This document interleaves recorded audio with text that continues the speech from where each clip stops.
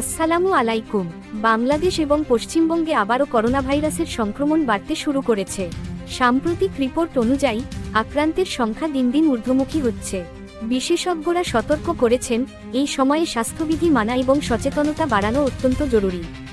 বাংলাদেশে প্রতিদিন নতুন করে শনাক্ত রোগীর সংখ্যা বেড়ে চলেছে, হাসপাতালগুলোতে আবারও চাপ বাড়ছে।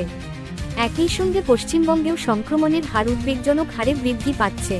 বিশেষ করে শহরাঞ্চলে মানুষের ভিড় এবং স্বাস্থ্যবিধি না মানার কারণে ঝুঁকি আরও বাড়ছে। চিকিৎসকরা বলছেন, মাস্ক পরা, ভিড় এড়ানো এবং হাত ধোয়া এখনই সবচেয়ে কার্যকর প্রতিরোধ ব্যবস্থা। এছাড়াও টিকা নেওয়া এবং বুস্টার ডোজ সম্পন্ন করাও অত্যন্ত গুরুত্বপূর্ণ।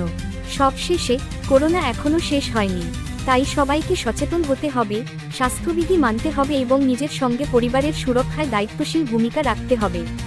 সাবস্ক্রাইব করে সাথে থাকুন নতুন আপডেট পেতে।